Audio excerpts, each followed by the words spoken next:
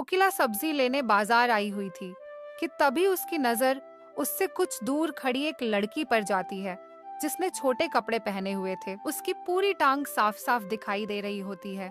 ये देखकर कोकिला अपनी आंखें बंद करके बोलती है, छी छी छी, ये कैसा जमाना आ गया है। आजकल की लड़कियों ने तो जैसे शर्म हया सब बेच खाई है। कैसे कैसे कपड़े पहनकर बाहर निकल जाती हैं, इसके माँ बाप भी इनको कुछ नहीं कहते। अरे इतने छोटे कपड़े तो हमारे जमाने में छोटी बच्चियां भी नहीं पहनती थीं, लेकिन आज का जमाना देखो। हे भगवान, इस दुनिया का क्या होगा। बड़बड़ाते हुए कोकिला बाजार से घर चली आती है और वो टीवी पर सूर्य ग्रहण की खबर देखने लगती है। क्या आज तो सूर्य ग्रहण है? ठीक है, जब तक ग्रहण है कोई भी खाना नहीं खाएगा। ऐसा करना बड़ी बहू, तुम तुलसी के पत्तों को खाने में डाल देना। सर पर घूंघट ओढ़े उर्मिला हाँ में सर हिलाती है और कुछ देर के बाद सूर्य ग्रहण लग जाता है। तभी बाहर से उर्मिला का पति मोहन ऑफिस से थका हारा घर आता है और फ्रिज में रखा ब्रेड निकालकर खाने लगता है। ये देखकर कोकिला को बड़ा गुस्सा आता है। हे भगवान, कर दिया ना अपशगुन। भला ग्रहण में कौन खाना खाता है? कर दिया ना सत्यानाश। बड़ी बहू, तूने इसे रोका क्यों नहीं? अब मुंह में दही जमाई हुई क्या खड़ी है, कुछ बोलती क्यों नहीं? मैं तुझसे बात कर रही हूँ। माँ, आप बेकार में ही उर्मिला पर गुस्सा कर रही हो। इसकी कोई गलती नहीं है। ऑफिस से आते आते मुझे बहुत भूख लग गई थी, इसलिए मैंने खा लिया। अब क्या भूख लगने पर कुछ खाऊं भी ना? अरे ठीक ही तो कह रहा है मोहन। उसे भूख लगी थी तो उसने ब्रेड खा लिया। अब गुस्सा छोड़ भी दो कोकिला। बेकार में ही तुमने पूरा घर सर पर उठा रखा है। आप तो चुप ही रहिए। आपने ही सबको छूट दे रखी है, तभी सब अपने मनमर्जी का करने लगे हैं। खबरदार, जो किसी ने मनमानी की तो मेरे बिना कहे इस घर का एक पत्ता भी नहीं हिलना चाहिए। और तू बड़ी बहू, तू खड़ी खड़ी मेरा शकल क्या देख रही है? जब मोहन फ्रिज से ब्रेड निकाल रहा था तो तूने उसे रोका क्यों नहीं? माँ जी, वो मैं अब बकरी की तरह में क्या कर रही है? तू पहले अपना घूंघट ठीक कर सर से। पल्लू सर से खिसकना नहीं चाहिए। बहुएं जितनी मर्यादा में रहे उतनी ही अच्छी लगती है। और एक हम थे, जितना मर्जी काम करते थे, लेकिन मजाल है कि कभी घूंघट सर से सरका हो। 5-5 मटके पानी के कुएं से उठाकर लाना, भैंसों को संभालना, बकरी चराना और खेतों का काम देखना, कितना काम होता था हमारे जमाने में। लेकिन आजकल की बहुओं को तो आटा गूंथने से लेकर बर्तन धोने तक हर एक काम के लिए एक मशीन चाहिए। और छोटे छोटे कपड़े पहनकर इनसे किटी पार्टी करवा लो बस। लेकिन मेरे घर में ये सब नहीं चलेगा। मेरे घर में बहुएं हमेशा घूंघट में और साड़ी में ही रहेंगी, इसीलिए ध्यान रहे। जी माँ जी, आगे से ध्यान रखूंगी। ये है कोकिला देवी, जिसे मॉडर्न कपड़ों वाली लड़कियां बिल्कुल भी पसंद नहीं थीं। कोकिला के 2 बेटे थे। बड़े बेटे मोहन की शादी हो चुकी थी। बड़ी बहू उर्मिला बिल्कुल अपने सास के कहे पर चलती थी, लेकिन फिर भी कोकिला उससे खुश नहीं रहती थी। वो हमेशा ही उर्मिला को बुरा भला कहती रहती थी। वो उसके किसी न किसी काम में कमी निकाल ही देती थी। और एक दिन जब उर्मिला अपने कमरे में थोड़ा आराम कर रही होती है, तभी कोकिला अचानक उसके कमरे में आ जाती है। तब उर्मिला करवट बदल रही होती है, तभी उसकी कमर दिख जाती है। ये देख कोकिला फिर से गुस्सा हो जाती है। छी छी छी, बस इसी बात का डर था मुझे। सारी शर्मो हया बेच खाई है। माँ जी, आप यहाँ मेरे कमरे में? क्या हुआ माँ जी, आप गुस्सा क्यों हो रही हो? अरे होना क्या है, करवट लेते वक्त तेरी कमर नजर आ रही थी। अगर आज के बाद तूने नींद में भी बेशर्मो जैसी हरकत की ना, तो मुझसे बुरा कोई नहीं होगा। और इस तरह से उर्मिला ने अपने ससुराल में इतनी सारी बंदिशों को सहा। ससुराल में उसके 1 साल पूरे हो चले थे और उसकी फर्स्ट एनिवर्सरी पर उसका देवर पीयूष मुंबई से रामपुर आता है। मुझे आप सबको कुछ बताना था, तो मुझे लगा इससे अच्छा दिन भला क्या ही होगा। पता नहीं मैं ये बात कैसे कहूँ। बताते हुए मुझे थोड़ी शर्म आ रही है, लेकिन एक न एक दिन तो बताना ही पड़ेगा। वो दरअसल मेरे ऑफिस में मेरे साथ एक लड़की काम करती है। उसका नाम प्रियंका है और हम दोनों एक दूसरे को पसंद करते हैं और एक दूसरे से शादी करना चाहते हैं। प्रियंका अच्छे खानदान की है, वो पढ़ी लिखी है और कमाती भी है, और मैं उससे शादी करना चाहता हूँ। यानी कि तू लव मैरिज करना चाहता है? हाँ माँ, लव मैरिज। क्यों, आप सबको कोई दिक्कत है क्या? अगर मेरी शादी प्रियंका से नहीं हुई तो मैं पूरी जिंदगी किसी और से शादी नहीं करूंगा। अरे शांत हो जा बेटा, मैंने कब कहा कि मुझे तेरी लव मैरिज होने से दिक्कत है? अगर तुझे लड़की पसंद है तो हम सबको भी कोई दिक्कत नहीं। तुम्हारी खुशी में ही हम सबकी खुशी है। कोकिला खुशी खुशी पीयूष की लव मैरिज के लिए मान जाती है। ये कोकिला का सिद्धांत तो मुझे समझ नहीं आता। जो डरता है उसे और डराती है, और जो सुनता ही नहीं उसकी बात तुरंत मान जाती है। आप तो चुप ही रहिए, आपको तो कुछ समझ ही नहीं आता। जवान बेटा है हमारा, अब उस शहरी लड़की के चक्कर में अपने जवान बेटे को तो नहीं खो सकती ना। कहीं उसके लिए सब कुछ छोड़कर चला गया तो, या उसे लेकर भाग भाग गया तो? इससे पहले कि ये हमारी नाक कटा दे, इसकी शादी उसी शहरी लड़की से ही करवाना सही रहेगा। कोकिला जो कुछ नहीं करती है सोच समझ कर करती है, इसीलिए चुपचाप मैंने इस शादी के लिए हाँ कर दी। एक बार घर में आ गई तो मैं उसे भी सीधा कर दूंगी।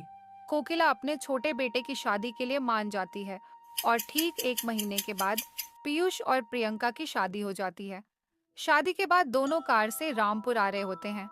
तभी प्रियंका रास्ते में ही एक होटल के पास कार रुकवाती है। अरे क्या हुआ डार्लिंग, तुमने कार क्यों रुकवा दी? अभी तो तुम्हारा ससुराल भी नहीं आया है, अभी तो हमें और 10 किलोमीटर आगे जाना है। पीयूष बेबी, मैं इस भारी भरकम लहंगे में और नहीं रह सकती। मुझे इसमें बहुत गर्मी लग रही है। मैं एक काम करती हूँ, होटल जाकर चेंज करके आती हूँ। और कुछ देर के बाद गाड़ी आकर उसके ससुराल में रुकती है। फिर प्रियंका एक बहुत ही छोटी ड्रेस पहनकर निकलती है। उसकी पूरी टांग साफ साफ दिखाई दे रही थी, जिसे देखकर पड़ोस की औरतें हैरान हो जाती हैं। पीयूष बेटा, ये सब क्या है? बहू ने इतने छोटे कपड़े क्यों पहन रखे हैं? और इसका शादी का लहंगा कहाँ गया? हमने 2 जोड़ी में लड़की मांगी थी, इसका मतलब ये नहीं कि ये सच में 2 जोड़ी में आ जाएगी। वो माँ, दरअसल कार से आते वक्त प्रियंका ने लहंगे में ही उल्टी कर दी थी, इसलिए उसे कपड़ा बदलना पड़ा। जो इसके हाथ में लगा इसने पहन लिया, वरना तो ये लहंगे में ही आ रही थी। अरे ये पीयूष का बच्चा झूठ क्यों बोल रहा है? चलो प्रियंका, अपनी सास के पांव छुओ। अरे नहीं नहीं, तुम रहने दो बहुरानी, अगर तुम झुकी तो न जाने क्या क्या झुक जाएगा, तू रहने ही दे। ओह थैंक्स। वैसे मैं खुद झुकने के मूड में नहीं थी। वो क्या है ना, मैं बहुत थक चुकी हूँ। वैसे माँ जी, हमारा बेडरूम कहाँ है? वो क्या है ना, मैं पहले बाथ शावर लेना चाहती हूँ। और पीयूष डार्लिंग, तुम ना प्लीज मुझे बॉडी मसाज दे देना। आज ना सच में मुझे बहुत थकावट हो रही है। बताइए ना माँ जी, हमारा बेडरूम कहाँ है? जल्दी से मुझे अंदर जाना है। बाहर खड़े खड़े मुझे बहुत धूप लग रही है। जल्दी जल्दी पैकिंग के चक्कर में तो मैं सनस्क्रीन लाना भी भूल गई। प्रियंका बस 2 मिनट, माँ गृह प्रवेश कर ले। ओ प्लीज, थोड़ा जल्दी कीजिए ये सब formalities. I am really so tired. Kokila Devi को मन ही मन बहुत गुस्सा आ रहा था, लेकिन वो कर भी क्या सकती थी। उसने चुपचाप उनका गृह प्रवेश करवाया और प्रियंका बहू बनकर अपने ससुराल आ जाती है। लेकिन प्रियंका के कपड़े देख सावित्री डर गई और वो बड़बड़ाने लगी। ये नई बहू तो कुछ ज्यादा ही मॉडर्न कपड़े पहनती है।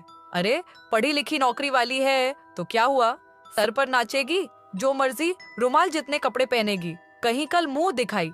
पर इसने कुछ बेढंगे से कपड़े पहन लिए तो मोहल्ले भर में तो हमारी नाक कट जाएगी। आज गृह प्रवेश के समय छोटे कपड़े पहनकर आ गई। सारे मोहल्ले की औरतें घूर घूर कर देख रही थीं। न जाने हमारे बारे में क्या क्या बातें बना रही होंगी। कल भी अगर इसने कोई कांड कर दिया तो नहीं, इसे मुझे ठीक करना ही होगा। ये सोचकर कोकिला प्रियंका के कमरे में जाती है। नई बहू, दिखा तो कल मुंह दिखाई पर क्या पहनने वाली है, जरा मैं भी देखूं मेरी नई बहू की साड़ी।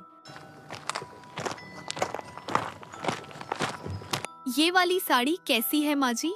ये मुझे मेरी एक फ्रेंड ने गिफ्ट की है। मैं सोच रही हूँ कि कल यही वाली साड़ी पहन लूं। अच्छी है लेकिन काला रंग, शादी के बाद ये सब रंग कुछ अच्छे नहीं लगते। नहीं सासू मॉम, ये साड़ी पूरी काली नहीं है। देखो इसके बॉर्डर पर रेड कलर भी है, जिससे ये देखने में और भी सुंदर लग रही है। जो भी हो, लेकिन तू ऐसी साड़ी नहीं पहनेगी। चल अब मुझे अपनी सारी साड़ियाँ दिखा, मैं बताती हूँ तुझे कौन सी पहननी है। मैं जो साड़ी पसंद करूंगी तुझे वही साड़ी पहनकर कल तेरी मुंह दिखाई की रस्म होगी। प्रियंका कोकिला को अपनी सभी साड़ियाँ दिखाती है, जिसमें से लाल रंग की साड़ी देखकर कोकिला कहती है, हाँ यही लाल वाली साड़ी अच्छी है। शादी के बाद बहुओं को ऐसे ही रंग की साड़ी पहननी चाहिए। ये तुझ पर अच्छा लगेगा, कल तू यही पहनना। ओके सासू मॉम। और फिर वहाँ से चली जाती है। सास का रवैया देखकर प्रियंका हैरान हो जाती है। भले ही कोकिला ने मुंह दिखाई के लिए अच्छी साड़ी पसंद कर दी थी, लेकिन उसने उस साड़ी का हॉट ब्लाउज नहीं देखा था। अगले दिन मुंह दिखाई की रस्म थी। प्रियंका लाल साड़ी और हॉट ब्लाउज पहनकर सबके सामने आ जाती है, जिससे सबका मुंह खुला का खुला रह जाता है। कोकिला को मन ही मन प्रियंका पर गुस्सा आ रहा था, लेकिन वो मेहमानों के सामने कुछ बोल भी नहीं सकती थी। मुंह दिखाई की रस्म के बाद सभी मेहमान चले जाते हैं और अगले दिन सबको मंदिर जाना था, इसलिए प्रियंका अपनी सास से रात को ही ये पूछने चली जाती है कि कल उसे क्या पहनना चाहिए। प्रियंका ने रात को हॉट नाइट ड्रेस पहनी हुई थी और वैसे ही वो कोकिला के सामने चली जाती है, जिसे देखकर कोकिला भड़क जाती है। कल क्या पहनेगी और क्या नहीं ये तो बाद की बात है, लेकिन अभी तूने ये कैसे बेढंगे से कपड़े पहन रखे हैं? ऐसे कपड़े पहनकर तू कमरे के बाहर आ भी कैसे सकती है? तुझे ससुर और जेठ का लिहाज है या नहीं? कहीं कोई तुझे ऐसे कपड़ों में देख न ले। आगे से ऐसे कपड़े पहनकर यहाँ वहाँ घर में मत मंडराती चलना, वरना मुझसे बुरा कोई नहीं होगा।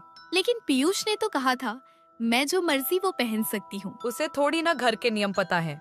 वो तो बचपन से ही पढ़ाई के सिलसिले में बाहर रहा, पहले हॉस्टल और फिर ऑफिस। तू इसकी बात पर ध्यान मत दे। भले ही तू इसकी पत्नी है, लेकिन बहू तो तू मेरी है। मैं जैसा कहूँगी तुझे वैसा ही करना पड़ेगा। इस घर में मेरी मर्जी के बिना एक पत्ता तक नहीं हिलता। फिर मनमर्जी कपड़े पहनना तो दूर की बात है। प्रियंका उदास होकर अपने कमरे में चली जाती है।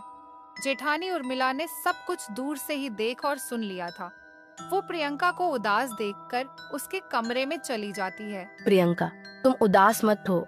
इस घर का नाम ऐसे ही कोकिला निवास नहीं पड़ा। इस घर में तो बस माजी की ही चलती है।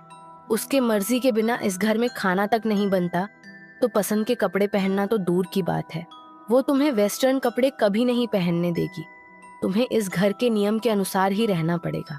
ऐसे कैसे वेस्टर्न कपड़े नहीं पहनने देंगी? मैं तो बस हफ्ते भर ही साड़ी पहनूंगी, फिर सिर्फ वेस्टर्न कपड़े ही पहनूंगी, चाहे सासू मॉम को अच्छा लगे या ना लगे। एक हफ्ते बाद पीयूष और प्रियंका मनाली ट्रिप प्लान करते हैं। दोनों अपने हनीमून के लिए काफी एक्साइटेड थे। सच में प्रियंका, मनाली बहुत सुंदर जगह है। वहाँ जाकर ठंडी ठंडी बर्फ में खेलने में बड़ा मजा आएगा। दोनों बहुत एक्साइटेड थे, लेकिन जब ये बात कोकिला को पता चलती है, वो प्रियंका के कपड़े चेक करने आ जाती है कि कहीं उसने वेस्टर्न कपड़े तो पैक नहीं कर लिए। अरे वाह बहू रानी, तुम दोनों मनाली जा रहे हो? ये तो बहुत अच्छी बात है। अच्छा है तुम दोनों वहाँ घूम आओ। अच्छा बहू रानी, तुम जरा अपनी पैकिंग तो दिखवाना। वो बस मुझे देखना था कि कहीं कुछ रह न गया हो। मैं अच्छे से जानती थी ये सासू मॉम मेरे कपड़े चेक करने का बहाना जरूर ढूंढेगी, इसलिए मैंने पहले ही उसका जुगाड़ सोच लिया था। कोकिला उसकी पैकिंग देखती है, जिसमें एक भी वेस्टर्न कपड़ा नहीं था, और अगले हफ्ते दोनों मनाली चले जाते हैं। प्रियंका रास्ते में कुछ वेस्टर्न कपड़े खरीद लेती है और मनाली जाकर खूब फोटोज क्लिक करवाती है।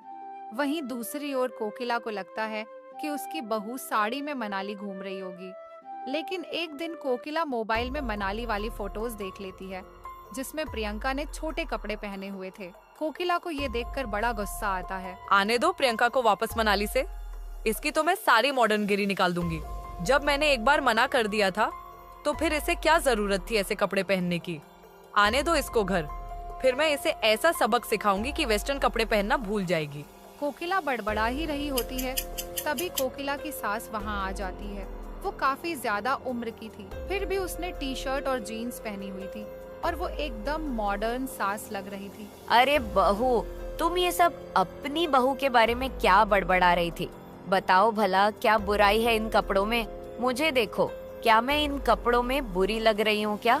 अरे जब मैं गांव में रहकर ऐसे कपड़े पहन सकती हूँ, तो फिर मेरे पोते की बहू क्यों नहीं? और तू जानती है आज क्या हुआ? जब मैं बस से उतर रही थी तो मैंने देखा साड़ी और सिर पर घूंघट डाले एक लड़की बाइक पर बैठी हुई थी। उसकी साड़ी बाइक में फंस गई और वो नीचे गिर गई, जिससे उसे बहुत चोट आ गई। और वो लड़की कोई और नहीं बल्कि हमारे घर की बड़ी बहू उर्मिला थी। अभी हॉस्पिटल में भर्ती करवा कर आई हूँ। जमाने के साथ अपनी सोच बदल कोकिला। ये सब बात सुनकर कोकिला को अपनी गलती का एहसास होता है और वो अब कभी भी अपनी बहुओं को अपनी मर्जी के कपड़े पहनने से नहीं रोकती। तो कैसी लगी दोस्तों आपको ये कहानी? हमें कमेंट्स में बताएं। और अगर आप हमारे चैनल पर नए हो तो हमारे चैनल को सब्सक्राइब करें और बेल नोटिफिकेशन दबाना न भूलें।